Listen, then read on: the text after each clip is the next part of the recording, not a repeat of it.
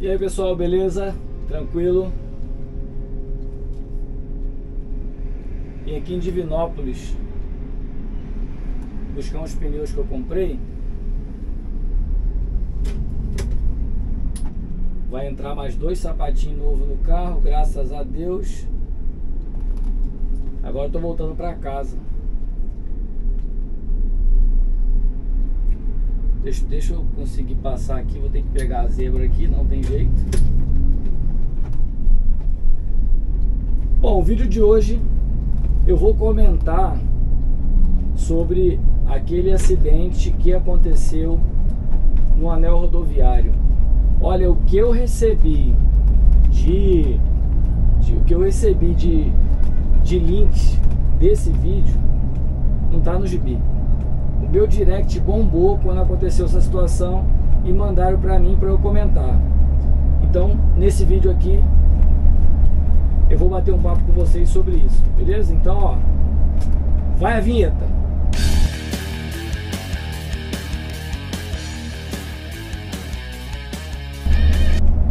Bom, pessoal, eu vou deixar claro com todos aqui, tá? Que o meu telhado é de vidro, tá? E por que o meu telhado é de vidro? Hoje eu sou vidraça. Hoje eu tenho um ônibus. Eu tô aqui dirigindo o meu ônibus. Então, antes que alguma pessoa venha aqui e fale assim, ai, às vezes cai de paraquedas no canal, não me conhece, aí começa a falar assim, ai, a opinião dele é daqueles peritos, entre aspas, que eu não sou, é daqueles peritos de sofá. Então, deixando claro que é a minha opinião, não quer dizer que a minha opinião esteja 100% certa. Eu não estava lá, não era eu que estava na situação, mas eu assisti ao vídeo e tentei me colocar no lugar do rapaz que também se envolveu no acidente. Eu não sei quem é motorista, nem procurei nem ver muita reportagem sobre o assunto para não me influenciar na minha opinião. Quando eu bati o olho, que eu acabei de ver o vídeo, eu já tinha uma opinião formada, beleza? Então, o vídeo é muito rápido. Quem viu, se eu encontrar esse vídeo aí, eu vou ver se eu consigo deixar na edição aqui o vídeo acontecendo, o vídeo passando aqui no cantinho. O motorista vinha descendo o anel rodoviário de Belo Horizonte. Quando eu bati o olho naquele ônibus, eu achei uma coisa estranha. Vamos a algumas coisas estranhas que eu observei. Eu falei, esse G7 está esquisito. É um DD G7, mas ele está esquisito. Não sei, alguma coisa não está legal na aparência dele. Aí eu fui buscar informações. Eu consegui através do próprio Google Lens. Eu dei um print da imagem, joguei no Google Lens e apareceu a imagem. Vou ver se eu coloco na edição aquele ônibus. Então muita gente, eu vi nos comentários de várias postagens, né, de várias postagens assim de reportagem, vários comentários ali que o pessoal deixou. Dentre eles comentários do tipo, esse ônibus aí, eles são modernos, são automáticos.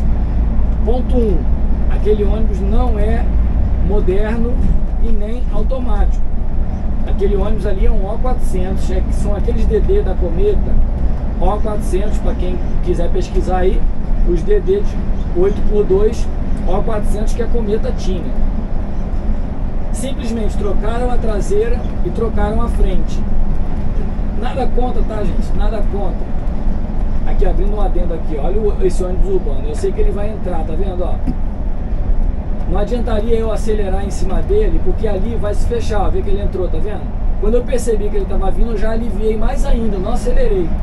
Só fechando, abrindo e fechando parênteses aqui. Quando a gente faz isso, a gente facilita o colega e a gente sai do risco, beleza? Então, voltando ao assunto. Aquele ônibus lá não é um ônibus novo, não. Aquele ônibus, no ônibus Brasil, eu encontrei no ônibus Brasil a definição, né? Colega seguidor aí, já passou, já cumprimentou. Eu pesquisei a definição daquele ônibus, e aquele ônibus é 2001. Você já viu algum DD G7 O400? Não, porque o O400 ele parou de fabricar, se eu não me engano, em 2004. Tá? Posso estar enganado ali, talvez 2005, mas até onde eu sei, 2004 foi o último O400. Dali em diante já é o O500. O O500 tem o eixo auxiliar, o último, esse meu aqui é assim, é o último que é o eixo auxiliar. Eu vou falando e enquanto eu for falando, eu vou tentando colocar as imagens para vocês verem do que eu estou falando. Esse ônibus que se acidentou, o eixo auxiliar era na frente da tração, que é típico do O400 RSD, beleza? Então é um ônibus antigo. A única coisa que eu tenho dúvida, e se você quiser deixar no comentário aqui, se você souber, eu vou querer saber sua opinião. A única coisa que eu tenho dúvida é se aqueles O400 ex-cometa DD, se ele tinha alavanca grande, se ele era um alavancão, ou se ele era aquela caixa elétrica da Mercedes que não deu certo, tanto que a Mercedes não botou para frente essa caixa elétrica no O500, ela voltou a alavanca firme de novo, porém com cabo de aço. Então já caiu por terra esse negócio de não, aquele carro era moderno, era automático. Não, era um carro antigo. O carro não tinha nenhuma plotagem de nome de empresa nenhuma, o carro estava todo azul. Pode ser que seja um carro da universidade, falaram que era de uma universidade, de uma escola. Pode ser que seja um carro de uma prefeitura, pode ser. Então aqui são só imaginações, só para a gente entrar no assunto. Então eu não tenho condições de falar de que empresa é aquele ônibus. Eu procurei e vi ele cadastrado no nome de uma empresa, mas eu não vou citar o nome aqui, porque não tem o nome escrito no ônibus, vai que a empresa já vendeu e não tem mais nada a ver. Mas se você pesquisar esse ônibus, você vai encontrar no próprio Ônibus Brasil um monte de nomes. Aquele ônibus ali, ó, daquela empresa em Brasil, ali é um G5, é um DD 4 patas G5, um carro antigo, e ele tá ali com a configuração G5. Pode pesquisar, em Brasil. Então, só um adendo aqui, tá? Não tem nada a ver em Brasil com o nosso assunto. O que eu tô querendo dizer é o seguinte: o motorista, ele veio descendo ali. A única coisa que eu vi em reportagem foi um relato de alguém dizendo que esse ônibus já tinha dado um problema em Ouro Preto. Algum problema, algum apanho nos freios em Ouro Preto. Isso foi lá, segundo testemunhas, está lá na reportagem. Então não vou me prender muito a isso, porque reportagem gosta de mentir bastante. Mas se ele já tiver tido algum problema mecânico, né, de natureza de freios lá em Ouro Preto, as chances de todo mundo agora ir contra esse motorista é muito grande. Eles vão dizer o que falaram supostamente lá na reportagem. Não, aquele ônibus já vinha dando problema e tal, e tal, e tal. Então vamos ao fato. Eu já fiz vários vídeos descendo o anel rodoviário. Vídeos curtos, reels, aqui no YouTube, shorts, descendo o anel rodoviário com alguns cortezinhos ali. Quando você começa a descer lá, você pega lá em cima, lá em Nova Lima, vindo da 040 ou vindo do BH Shopping, já tem um monte de placa dizendo: olha, teste os freios, olha, desça engrenado, declive acentuado. Ali tem um monte de placa dizendo para a pessoa se preparar. Se aquele ônibus foi um ônibus, tinha caixa elétrica, aquela caixa Mercedes-Benz elétrica que supostamente é problemática, eu sempre ouvi falar que é problemática. Vamos supor que o motorista desceu com a marcha acima, vamos supor ali, Mercedes-Benz é quarta marcha, gente. Seja a O400, seja a O500, qualquer veículo de 6 marchas como esse meu aqui, a marcha certa é a quarta para descer a 60. Então, ponto 1. Ele pode não ter descido na marcha correta, ele pode ter descido numa marcha solta demais e veio segurando no freio. Para quem conhece, para quem é entendido do assunto, o O400, os pedais de freio dele, de freio e embreagem, não são iguais desse meu aqui, do O500. Não são aqueles pedais pendurados. São pedais que ele entra para dentro da carroceria, né? Como se fosse um pedal de Kombi. Quem já andou de Kombi, já dirigiu Kombi, o pedal de freio do O400, ele é desse jeito. Eu já dirigi muito O400 na época que eu trabalhava na São Geraldo. E eu posso dizer para você, a hora que você pisa no freio, não acha nada, encosta o pedal lá no chão, já era, o gosto de sangue vem na boca, você sabe que você está sem freio, acabou contigo. Então, eu posso deduzir, e eu não é uma acusação, é uma dedução, tá? Como profissional que eu sou, eu posso deduzir que o motorista vinha descendo com a marcha elevada, ou seja, numa quinta, sei lá, numa sexta já seria, numa sexta marcha já seria loucura, mas infelizmente a gente não sabe o que se passa na cabeça de certos motoristas. Eu não estou dizendo isso, mas ele devia vir numa marcha acima. Uma hipótese. A segunda hipótese, além disso, de descer numa marcha acima, o freio motor do veículo não estava funcionando adequadamente. E quando eu me refiro a freio motor, eu me refiro àquele freio de escapamento lá que fecha a saída dos gases. Porque se ele desse reduzido para uma quarta marcha, já é um freio motor, já está fazendo freio motor. Então, se talvez a borboleta não estivesse fechando, não estivesse ajudando, já é mais um ponto. Então, segundo ponto, marcha elevada. Primeiro ponto, marcha elevada, velocidade elevada. Aí deixa para frear no radar. Os radares ali são de 60 por hora. Aí você pisa no radar. Então, um ponto. Segundo ponto, o freio motor de escapamento. Beleza, segundo ponto. Quando você desce numa marcha solta demais e não tem freio motor, você vai descer, ó, pisando no freio de serviço, esquentando lona, esquentando lona, esquentando lona. Chega um momento que a eficiência do freio acaba. É por isso que vocês veem nos meus vídeos eu falar repetidamente, é para ficar na sua memória. Você que vê meus vídeos, que já assistiu vários, o Vaguinho não para de falar de freio motor. Se eu tiver com o carro com retarder, o Vaguinho não para de falar de retarder. Por quê? Não para de falar de redução. Por quê? Justamente para você não ficar sem freio, não baixar assim, a lona, não gastar ao máximo, não esquentar o sistema ao máximo, e no momento que você precisar você não ter nada. Então eu acho que foi isso que aconteceu. Ele vinha utilizando freio demais, não sei se ele não sabe operar o freio motor da maneira correta, enfim, ou não tinha freio motor, enfim, foi esquentando, esquentando. Agora, pera lá, a partir do momento que ele pisa no freio e não acha nada, se você puder observar no vídeo que circula por aí, nos vídeos que circulam por aí, você vai ver que a luz de freio está acendendo. Ah, Vaguinho, ele está pisando no pedal, ele está pisando no pedal, a luz de freio está acendendo. A luz de freio acender é justamente porque tem um interruptor no pedal, que quando você encosta no pedal, aciona a parte elétrica e acende o stop. Não quer dizer que o carro está freando, quer dizer somente que o pedal está acionando ali a luz de stop, nada mais. Ó, eu vou pegar o retorno ali, ó, já baixei para quinta marcha, freio motor, aqui abrindo um adendo. Eu falo isso sempre e eu faço. Vou pegar o retorno aqui para São Gonçalo do Pará, ó. Reduzi, baixei para 60 por hora, puxo a quarta marcha, tiro o pé da embreagem devagarinho. Aqui, ó, não precisei pisar no freio para nada, nem o freio motor. Vou reduzir para a terceira agora porque já chegou a 40, ó. Reduzir para a terceira marcha, ó. Vou fazer a curva. Essa preparação que eu acabei de mostrar aqui, não vem ninguém lá, eu posso ir direto para a direita. Essa preparação que eu acabei de mostrar aqui é a preparação que a gente tem que fazer lá em cima, na cabeceira de uma descida, gente. Como eu disse, aquela descida do anel rodoviário, ela é muito íngreme e ela vinha avisando para você fazer tudo isso que eu tô falando. Baixa a marcha, até a marcha adequada, desce engrenado.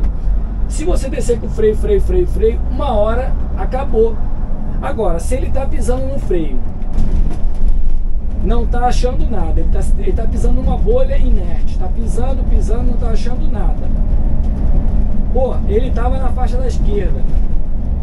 Eu não vou saber dizer o porquê que naquele momento ali de desespero ele estava na faixa da esquerda. Eu imagino que talvez ele, aquela caixa elétrica, ele possa ter tentado reduzir uma marcha e aquela caixa é problemática. Eu já vi vários relatos de pessoas que falaram que aquela caixa, ela às vezes cai no neutro, depois ela não entra mais e não entra mais nenhuma marcha. Imaginemos que tenha acontecido isso, que ele tenha colocado ela, tentado baixar uma marcha, ela caiu no neutro, não entra mais nenhuma. Se o sistema de ar está funcionando, a embreagem estava boa, beleza. Então o que acontece? Ele se ele está pisando no freio, imagino que o sistema de ar comprimido está cheio. Simplesmente a lona deve ter gastado o suficiente para aquele eixo S. Para quem não sabe, o eixo S, toda vez que você pisa no freio, ele vai abrindo, fechando, abrindo, fechando. Se a lona desgastar em excesso, chegar no ferro, acontece daquele eixo virar. E quando ele vira, a lona ela permanece aberta. No caso, das sapatas.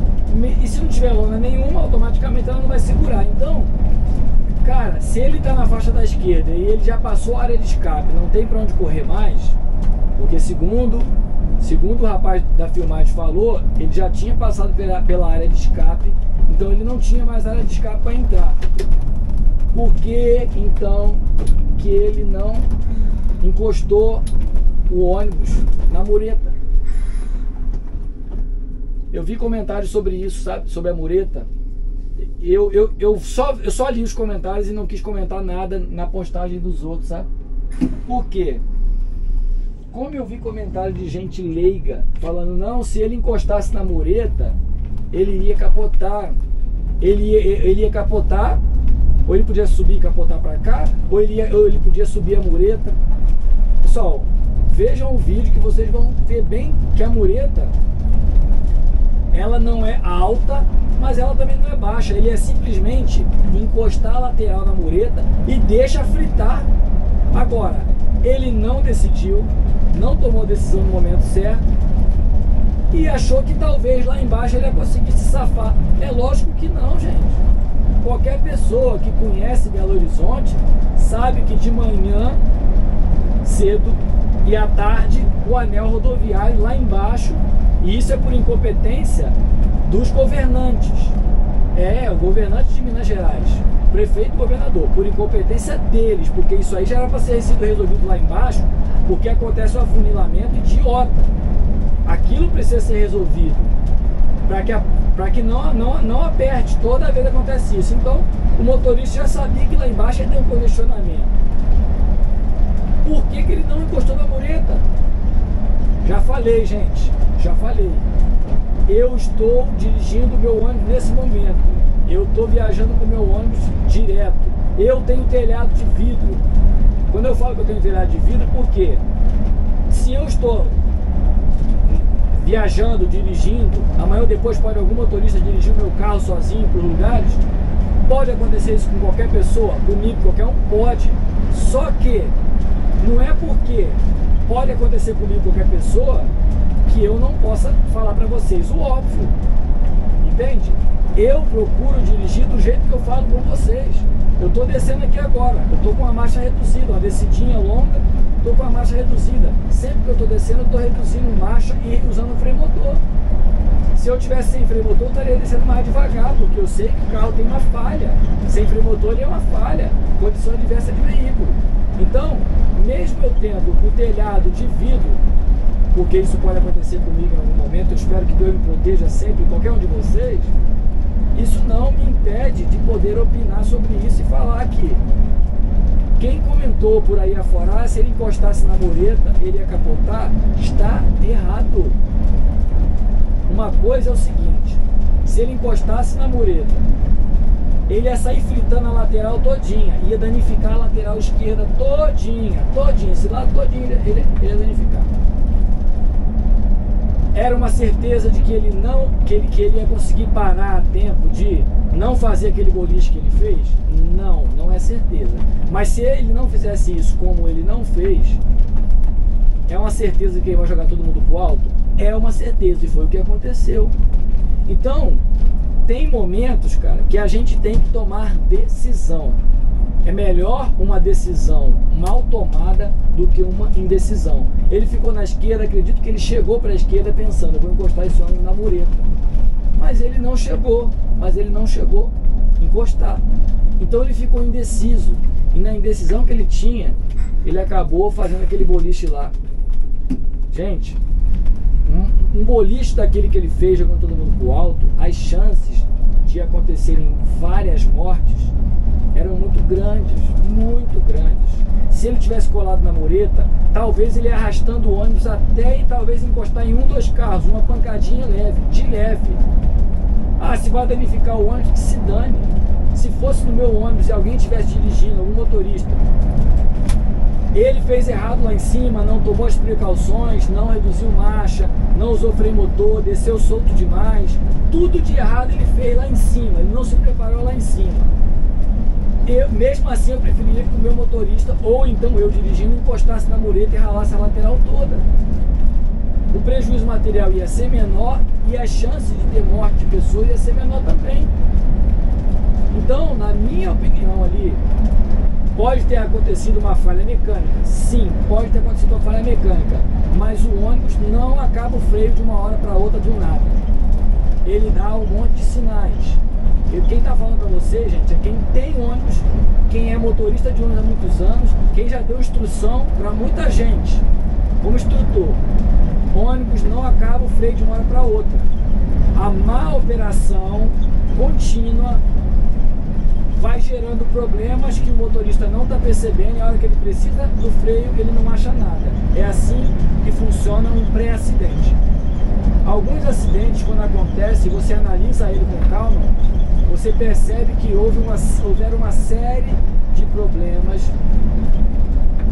uma série de negligências anteriores que o motorista não se atentou, até que um momento aconteceu o acidente. Eu não posso cravar aqui porque ainda vai ter perícia de disco, de tacógrafo, tudo mais, vai ter perícia do tambor de freio, porque o ônibus ficou ali danificado, mas não tanto, então vai ser possível se fazer uma perícia. Mas olha, não vou mentir para vocês, as chances de toda a responsabilidade cair sobre o motorista, infelizmente é grande. Eu não estou aqui indo contra a classe não, tá?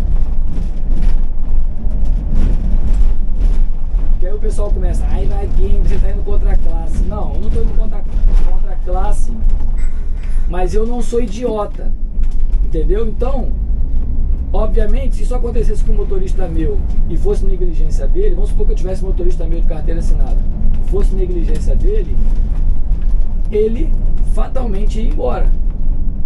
Fatalmente, eu não ia querer esse cara na minha empresa. Porque é um cara que não sabe enxergar o cenário que está ali para ele, não tem responsabilidade com uma descida longa como aquela, perigosa, cheia de placa avisando para ele ter cuidado. Então, infelizmente, ele ia embora. Não tem jeito. E eu não estou dizendo que é o caso aí, vai ser feita a perícia, eu não estou cravando aqui que a culpa é do colega, não. Só que eu tenho que falar para você a realidade. Eu vou falar a situação rapidamente aqui, e aí você analisa com calma, tá? Você está descendo com um ônibus ou um caminhão. Ah, vamos supor que você está pisando no freio, freio, de repente acabou o freio, uma ladeira. Chegou lá embaixo, você tem um Fusquinha que tem uma pessoa dentro sentado lá. Vai de carro. Do lado esquerdo tem um ponto de ônibus com, sei lá, com 20 pessoas. Não tem jeito, o freio acabou, a lona gastou toda, o eixo S virou e você está sem freio, o veículo está descendo desgovernado. Naquele momento você se tornou passageiro do ônibus. É o que eu falo sempre. A gente tem que andar com cuidado para a gente não ser passageiro no nosso ônibus. Ele tem que ser dominado por nós, tem que estar no domínio de nossas mãos, aqui, onde está minha mão aqui. A partir do momento que nós nos tornamos passageiro, acabou, ele faz o que ele quer. Mas no último segundo você ainda tem uma ingerência, no último segundo, uma ingerência para decidir em qual lugar você vai bater. Você vai bater em um dos dois. Ou você bate no Fusquinha, ou você pega o ponto com 20 pessoas. O que você faria? É óbvio, gente, que você vai optar no Fusca. Ô, Vaguinho, mas você está dizendo então que deveria atacar o Fusca, né? Levar a pessoa do Fusca ao óbito? Não, mas numa situação de escolha iminente, que você tem poucos segundos para pensar, você tem que escolher e optar a opção menos pior, vamos dizer assim, a opção menos pior. E no caso ali, do exemplo que eu dei, a opção menos pior é o Fusca. Porque quando você bater no Fusca, pode ser qualquer carro, mas eu estou citando um exemplo do Fusca. Quando você bater no Fusca, a chance da pessoa que está no Fusca não morrer, ficar protegido dentro dele, é maior do que você pegar um ponto com 20 pessoas. Se você atropelar 20 pessoas no ponto, a chance de você matar as 20 ou quase todas é grande, entende? É uma escolha de Sofia que você tem que fazer quando você negligencia a segurança lá atrás. O ideal é a gente trabalhar sempre com previsibilidade. O ideal é a gente trabalhar com previsão. Quando você trabalha com previsibilidade, você não vai chegar a esse ponto de ter que escolher entre o Fusca e o ponto cheio de gente. Mas se você não fizer isso, não trabalhar com previsibilidade, não for um cara preventivo, você vai ter que fazer essa escolha agora. A mesma coisa ali, a partir do momento que ele em algum momento negligenciou lá no começo da descida de tomar as atitudes corretas e ele ficou sem freio, ele tinha que tomar uma decisão. Ou eu ralo a lateral ali do ônibus naquela mureta, de fora a fora, ele vai segurar o volante firme e vai ralar na mureta. O ônibus vai ser travado na mureta. É isso que eu estou dizendo. O risco dele encostar em algum cara era muito menor, mas não. Ele optou em quê? Ah, lá embaixo eu tento dar meu jeito. Eu vou levando aqui, vou tentar ver o que eu faço lá embaixo do meu jeito. O que aconteceu? Boliche. Conseguiram compreender? A minha opinião é essa. Infelizmente, o colega do ônibus negligenciou a possibilidade. Ele negligenciou essa situação de perigo que ele estava. Que ele deveria, sim, dar um jeito de parar o ônibus. E a única opção ali era justamente encostar na mureta.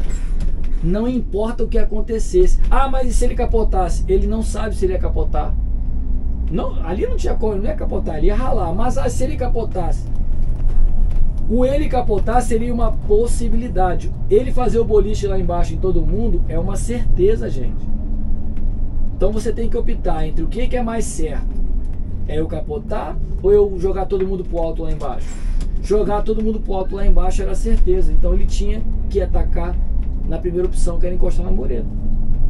Bom, essa é a minha opinião, como profissional que eu sou, entendeu? E pedindo a Deus que nunca aconteça comigo e com nenhum dos colegas, que isso não se repita.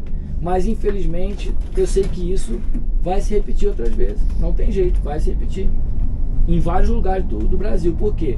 Porque eu vejo motorista que dirige de uma maneira agressiva, que ignoram todos os avisos que a rodovia te dá. Olha, desça engrenado, teste os freios, verifique os freios, declive acentuado. Porque eu vejo motoristas que ignoram tudo isso. Ah, eu passo aqui toda hora, nunca aconteceu nada. Uma hora vai acontecer. Você negligencia uma vez, 2 vezes, 3 vezes. Uma hora vai acontecer. Infelizmente, eu não sei se ele já tem experiência em passar por ali. Eu não sei se ele tem experiência no ônibus, não sei. Mas quem estava no volante era ele. E a partir do momento que a gente está no volante, a partir do momento que o ônibus está na nossa mão, nós somos responsáveis por ele. Não interessa se eu tenho muita experiência ou pouca experiência. A partir do momento que eu botei a mão aqui, significa que eu estou apto a dirigir isso aqui. Com muita ou pouca experiência. Então, amigo, se eu tenho pouca experiência, o que eu tenho que fazer? Ando mais devagar, ando mais no sapatinho. Eu vou olhar para todas as placas e não vou negligenciar nenhuma. Vou respeitar tudo. Mas eu não sei o que se passa na cabeça de muitos motoristas, eu não estou dizendo que é o caso dele. Simplesmente as pessoas ignoram as placas, ignoram os avisos e a consequência vem. A consequência sempre vem. A consequência dos nossos atos sempre vem. Quando você é preventivo, qual é a consequência que você tem disso? Você faz uma viagem tranquila, com cuidado, usando a direção preventiva, condução econômica. Qual a consequência disso? É baixo consumo de combustível, muito menos situações de perigo que você se envolve. É uma consequência de você dirigir de maneira correta. E quando você faz um monte de lenha também, qual a consequência disso aí? Você vai dar susto em todo mundo, você vai se envolver, você vai se colocar em situação de perigo várias vezes. Tudo é consequência. Olha, gente, eu costumo dizer isso, e isso é um ditado popular, né? O plantio, ele é opcional, mas a colheita, ela é certa. Então, Se você vai plantar direção defensiva, preventiva, gentileza no volante, você vai colher o quê? Viagem tranquila, elogio dos teus passageiros, você não vai se envolver em brigas no trânsito, tudo isso, por quê? Você plantou tudo isso de bom lá atrás. Agora, quando você vem fazendo um monte de lenha, você ignora tudo que é tipo de aviso, você vai colher o quê? Às vezes você não colhe um acidente, mas às vezes você vai colher um problema, uma briga, um bate-boca, você vai colher uma reclamação do cliente de que você está correndo muito, de que você está freando muito. Essas consequências que eu falei aqui são até poucas. Agora, quando chega a consequência é um acidente, aí a coisa complica, entende? Então, gente, vamos aprender com os erros dos outros. Eu costumo falar isso também. É melhor a gente aprender com os erros dos outros, mas eu tô vendo pessoas repetirem erros e erros e erros. Tá vendo que o cara tá errando e vai lá e faz também. Ah, o cara desce voado e não acontece nada. O outro desce voado e não acontece nada. Um dia acontece. Aí você vê acontecer isso e continua fazendo igual o cara. Continua fazendo isso, mau exemplo. Ó, eu tô aqui chegando em São Gonçalo do Pará aqui, ó. Aqui, ó. Eu vou olhando, ó. Não vem ninguém lá, vou entro tranquilo, sem pressa. Pra que desespero? Essa é a minha forma de operar o carro. Com passageiro ou sem passageiro. Fui lá, busquei os pneus lá em Divinópolis. Tá aqui no bagageiro. Então, eu preciso que você que está do outro lado entenda isso.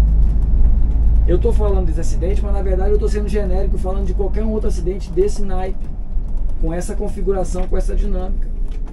Começou a descer uma serra, usa a marcha correta. A serra, a máxima, ela é de 60. Ela é de 60 por hora. Aí você vai o que? Descer de quarta marcha. A serra, ela é de 40, terceira marcha. Quando você faz isso, dificilmente você se envolve em acidente. Dificilmente. Por quê? Você vai descer com o carro totalmente travado. Você não vai utilizar o freio de serviço. Deixa eu marcar aqui a Gabriela. Tô gravando. Ok.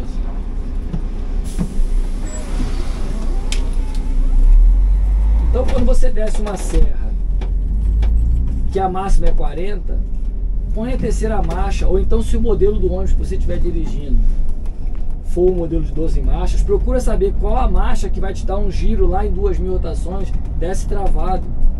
Procura saber qual o modelo no Volvo, no Scania 8 marchas, no Scania 12 marchas.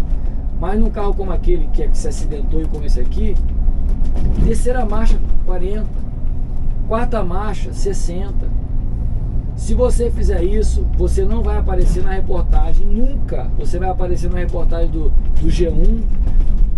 Você nunca vai aparecer nos grupos de WhatsApp, ó, viu o acidente daquela empresa? Nunca você vai aparecer. Agora, quando a gente negligencia tudo isso, uma hora a gente aparece lá na reportagem. E é duro, tá? É duro quando você tem a tua imagem vinculada a um acidente. Mas é desse jeito. Dá um alô pessoal aí, Gabriela. Tá pegando? Tá. Alô? Tá vendo aqui? Olha lá. Pô, agora eu tô. Ela tá vindo do trabalho dela agora, tá chegando agora, né?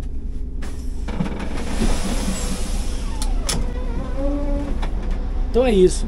Eu espero que esse vídeo que eu transmiti minha opinião não fique só na opinião. Eu espero que esse vídeo ficou longo, eu sei, mas eu espero que a minha opinião tenha feito você talvez mudar de pensamento. Se você tem um pensamento negativo quanto a isso, você reflita em tudo que eu falei, use isso a seu favor, para que você nunca esteja envolvido numa situação como aquela. Eu peço a Deus todo dia, toda vez que eu saio com o ônibus para dirigir, para que eu nunca me coloque numa situação como aquela.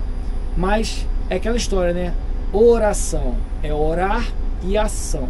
Se você não tomar uma atitude de agir da maneira correta, de dirigir preventivamente, de se preparar, né, no caso, principalmente em descida de serra, subida de serra, são situações críticas. Se você não se preparar, não agir, não adianta. Você pode orar para para Deus ou para qualquer santo que você acredite. Cada um tem seu credo. Não vai adiantar. Teu anjo da guarda, na hora H, ele vai pular fora e você vai ficar sozinho. Então você tem que orar, pedir, clamar, mas tem que agir. Ou oração. Beleza? Espero que você tenha gostado desse vídeo. E é isso. Cheguei em casa. Amanhã vou ver se eu consigo botar esse período no lugar, porque semana que vem tem viagem. Então, espero que você tenha gostado mais uma vez. E deixa aquele like, comentário, porque eu gosto de saber o que você tem a dizer sobre isso. Aquele abraço. Tamo junto.